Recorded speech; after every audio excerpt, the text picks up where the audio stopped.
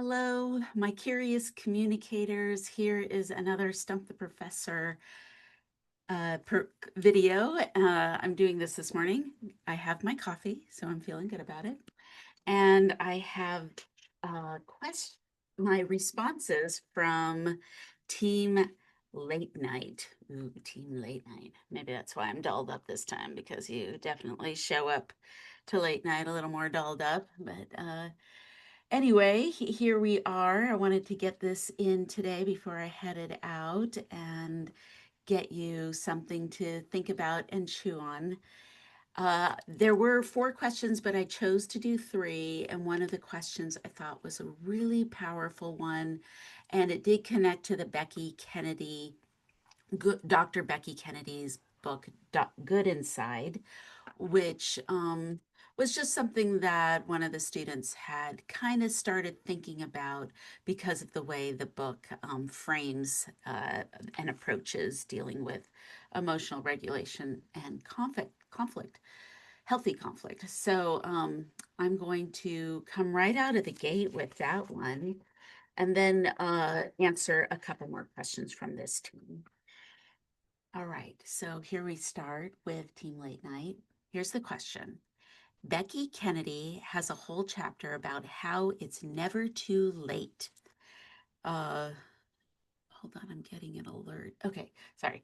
Becky Kennedy has a whole chapter on how it's never too late to rewire the brain for healthy conflict management, is how we would say it, not resolution, and repair. However, we know that the brain becomes less pliable with age. What steps might someone need to take to rewire their brain for healthy conflict later on in life when the early years were detrimental? So we're really talking about a childhood that has set a baseline or a foundation that you're living your life on that is continually sabotaging or interrupting your ability to connect and feel whole in your adult relationships. Wow. Now you can see why I just ran towards this question. It's so rich and there's so many things about it that I want to come at it. Yeah, so there's a couple caveats in here that I definitely want to add, but I kind of want to jump into it right away um, to really come at this idea of recognizing old patterns. And when we are talking about recognizing old patterns, and I think I've said this in every video, so it's really resonating for me too, personally, right now. Slow down.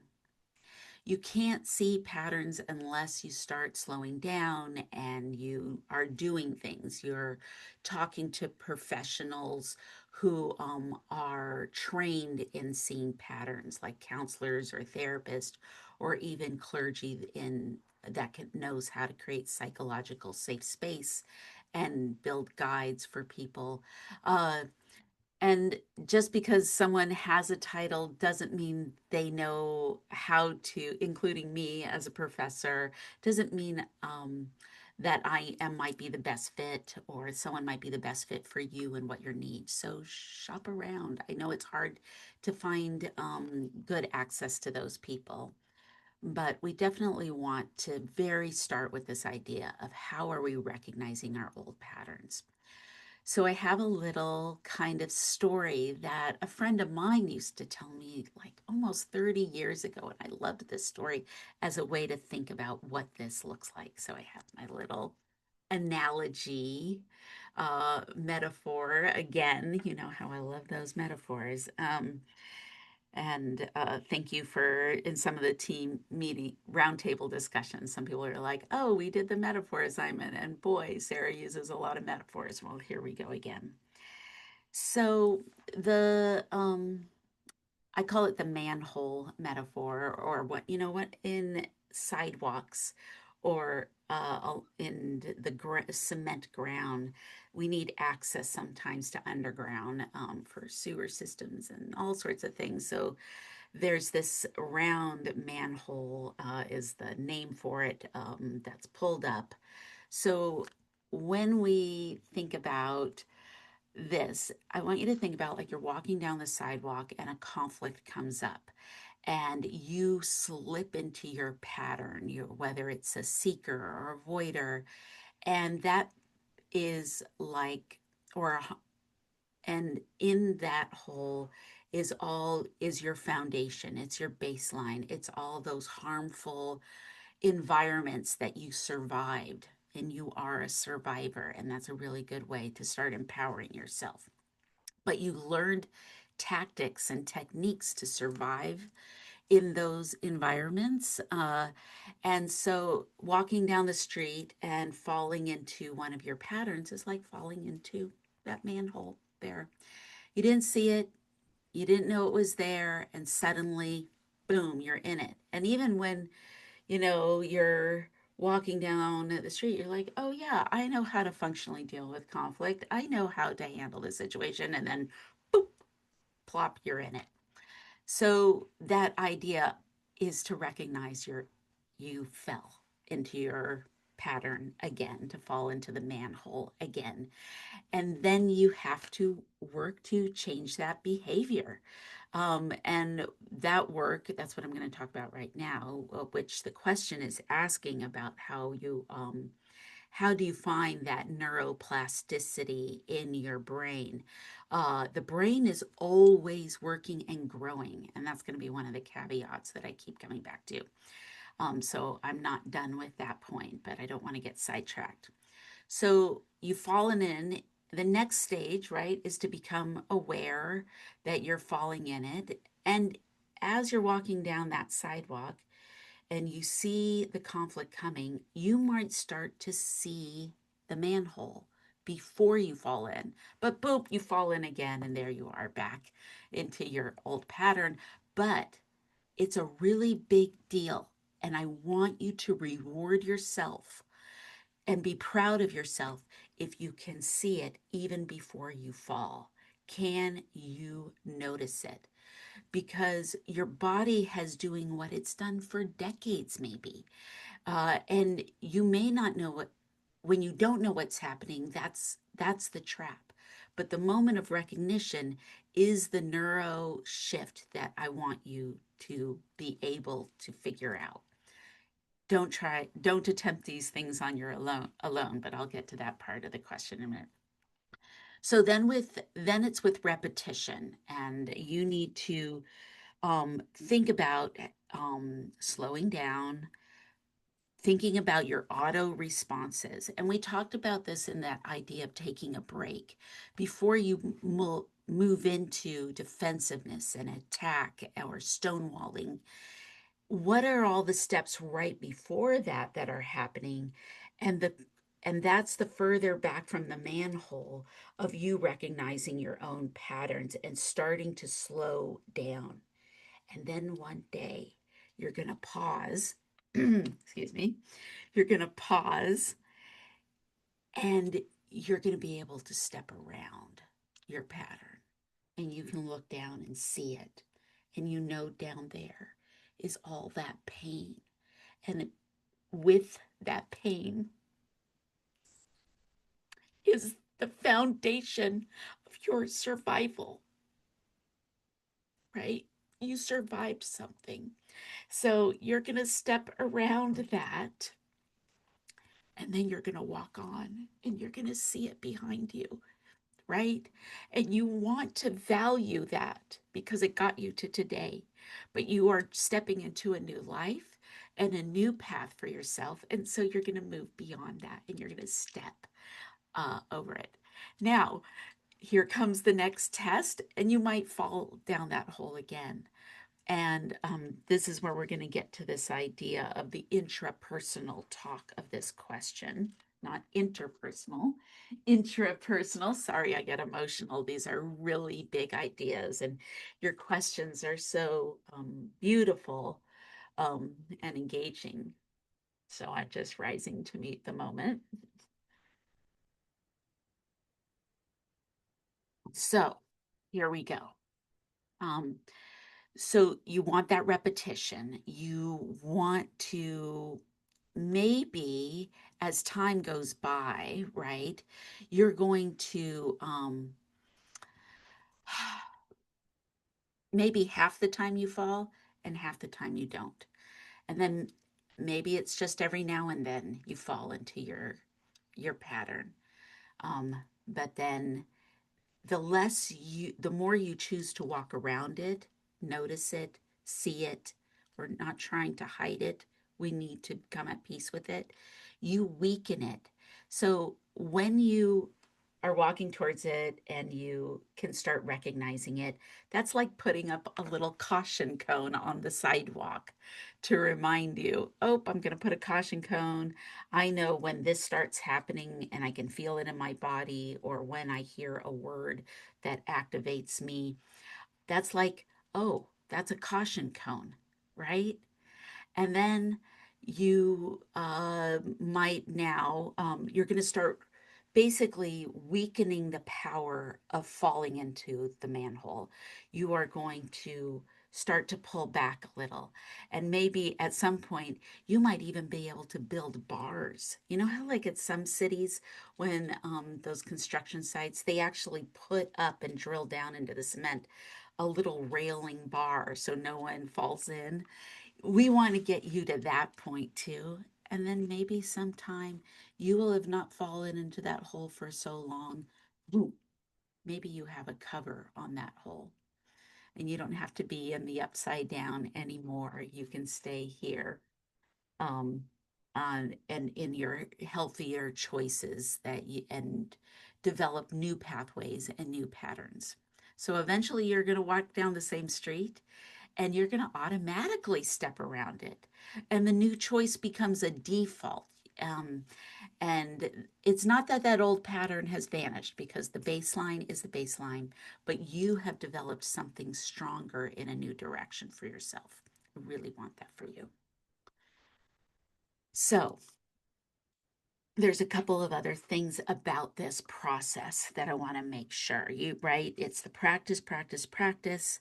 And then there's this idea of psychological safe space. And I've heard some people mention this and teams bring it up. And here's often what gets left out when people say, oh, you need safe space, or you need psychological safe space, or I want to help create psychological safe space. Okay, well, you have to do it for yourself before you can help guide others. And when you're thinking about um, the fall, and you're down in that upside down place in the hole of your patterns and survival that you did, uh, you are going to think about your intrapersonal talk. You're going to think about how are you creating psychological safe space for yourself in your self talk. So you want to notice what do you say to yourself when you fall into an old pattern? Um, do you say, "Oh, I can't believe you did that again," or "What's wrong with me?" or "Oh, I'm so stupid," or whatever it is, the words that you have created. And this is a great question because Dr. Becky Kennedy really talks about where that voice comes from, unintentionally from isolation and without those conversations of repair. So this is why this is more than a parenting book, even though it's using that parenting. We want to pull out all these incredible tools in our own self intrapersonal communication.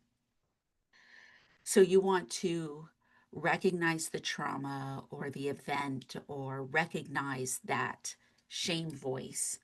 And then we want to notice it, notice that we fell into an old pattern, notice that and rewind and try and not punish ourselves, but start to create conversations of forgiveness. Offer yourself forgiveness, right? That module that we did, that really powerful module on forgiveness, is really about this intrapersonal process that you're going into.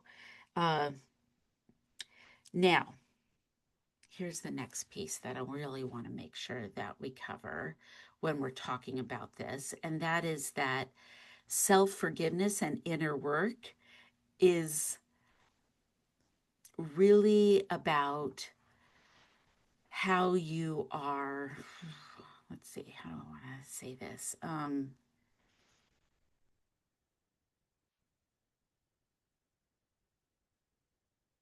It's incredibly hard work, and shame is loud. And we sometimes, in the fall, we are reaching and looking for others to pull us out. Now, that doesn't mean I don't want to at all say that we do need others, but we need people who are going to that have the tools and the communication skills to understand how to help us help ourselves climb out of our patterns.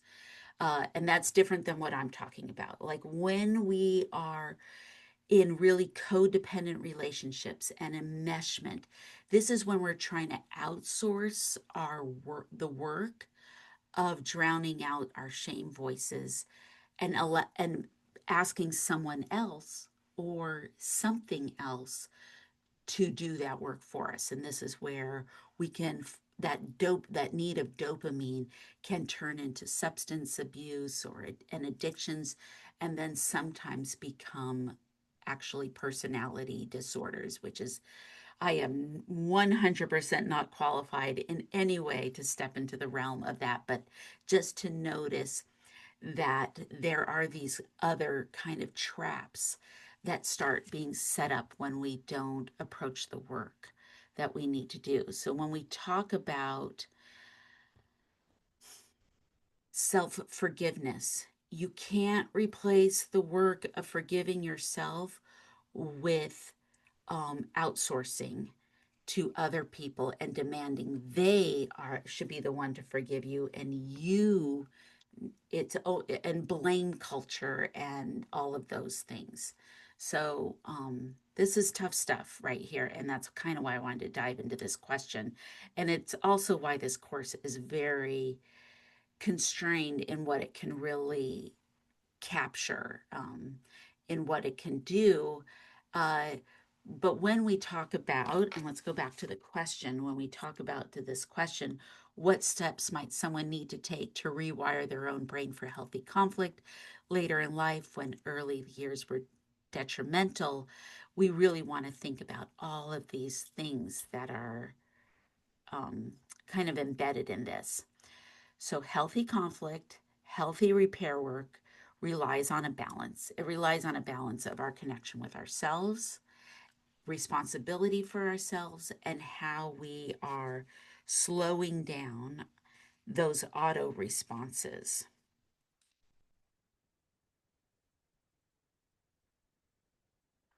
There was another point I really wanted to make sure that I didn't want to get sidetracked when I was talking about the manhole. And I know it has something to do with this idea of neuroplasticity.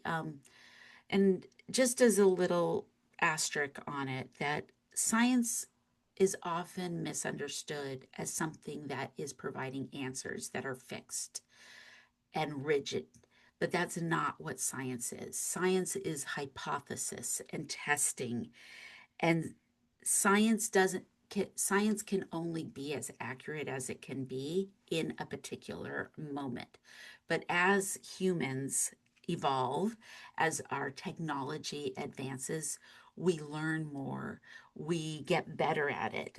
Classes like ethics and medical ethics and science ethics are also helping us to do a better job at finding those answers without the cost of relying on marginalized groups or populations that don't have an access to agency in the culture. And so, yes, there is a flawed process that we are coming out of. And I only mention this because in the question, um, Becky Kennedy says we can rewire our brain. And in the question, we know the brain becomes less pliable with age. But science is starting to unravel that. And that's why I include that idea of neuroplasticity. The brain is always growing and changing and building, but it needs attention and it needs practice. And if you don't use it, you're gonna lose it, is kind of like a way to think about how the brain works. We don't fully understand the brain, but we do with brain imaging, just as this kind of interesting little thing that has cropped up, that people are trying to understand what happens after the body dies. That the way the brain lights up and the activity of the brain after death, we can see the brain lighting up, I think up to 3 minutes after the final breath. And people who come back who have stories and recollections, there is something going on. So we know that all the resources and things and energy that the brain needs get fueled in there. So don't give up on yourself. It's never too late. It is never too late for that rewiring, which Becky Kennedy is trying to say. Okay. Oh my God, such a beautiful question. And it took the 20 minutes just for one question. It was so great. Thank you, Team Late Night, for offering this up. I think it's really valuable for all of us, including me. Working on this question was really, really great quest for me. So the other two questions, which I definitely want to make a nod at as well. How can applying curiosity instead of confrontation affect relationship? Okay. So how can curiosity, and I'm got to get my brain into this question. Um, so great. Curiosity versus confrontation, right, is that leaning into is that idea of the but instead of the and, right? Confrontation, when you come into a conversation and say, oh yeah, I agree with you, but as soon as you say but, you cancel out everything that came about of it. And you're saying either I didn't listen or I didn't hear you. There's all these things that are coming before a but. So watch your buts and lean into the ands. Because what you're setting up non-verbally, the high context message when you're in a confrontation, assumes you already know what the other person means or their intentions or their motivation behind their behavior, right? That is that kind of fundamental attribution error that we sometimes bring up in our communication and courses and behavioral courses. When you lean into curiosity, you take away the assumption, and that difference changes everything. So don't lead with confrontation, lead with uh, curiosity. Um, just for to add on to that, when what's happening in the construction of curiosity messages and communication versus curiosity um, versus the other one is that curiosity is reducing defensiveness. It is going to protect face. What does that mean to you? Can you walk me through how you're seeing this? Help me understand what's happening on your side. Wow, these beautiful ways to phrase things is empathy, which I talked about the difference about empathy in another video, Stump the Professor video. I'm forgetting which one. I'm looking back at the questions here. I think it was in the good inside or outside. Oh, how do we dress it with too much empathy? So I talk in that one about the myths of some people saying, oh, you have too much empathy and what's going on there. So I'm going to put an asterisk to see that video for that more extensive conversation. The most important piece is that curiosity is about letting things slide.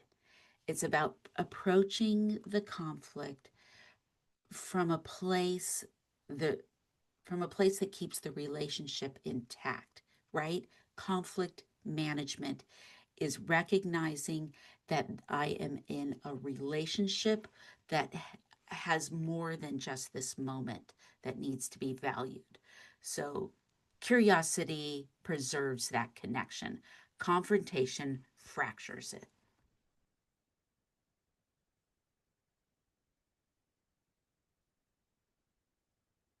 Okay, I think that's all I want to say about that one. Let's go to the next question. How do you manage? Oh, wait, no, sorry. I scrolled to that other group. How can we accommodate our conflict management styles for individuals with, oh, nope, that's the wrong one too. Oh my gosh, I'm so sorry. Okay. Team Late Night, I'm looking at your question number 3. How might early family dynamics shape the way we express or suppress emotions in adult relationships? And this is a great one. I think this actually gets us kind of in a vibration from that first Dr. Becky Kennedy question from the team, from the same team, because we really are talking about those early years, and this one is kind of has the same vibration.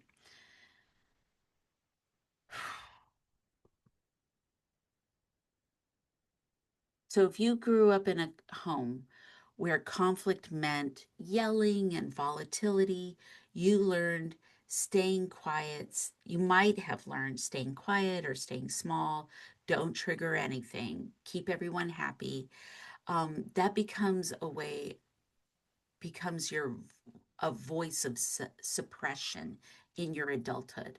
Where if you grew up in a home with a lot of fighting to be heard, you may carry like an intensity or urgency or a seeking in your adult relationships in order to be heard. You might get into that summarizing trap where someone's trying to hear you, but because you came from a childhood where you weren't heard, you end up in these loops of summarizing and summarizing and summarizing, and you can't get out of it, kind of like a hamster on a wheel. And those are those, that manhole, those emotions that it your emotions were ignored, you were dismissed, you were mocked in your childhood, and your nervous system laid down a base or a foundation um, that meant that you had to seek to be heard. So, just like I talked about in question number 1, there is good news here. We want to build new pathways. You want to, the tools in this class are asking you to think about this, because when you step into the role of leadership, you, whether you have a position of power or or you've been given a title of leadership or supervisor, doesn't mean you've done the work of being a leader, right? There is a difference. You can be a leader, as I've always say, and this program is echoing. This is a human development type of program that is asking you to be accountable. So that means we need to do the work. But I want to be clear.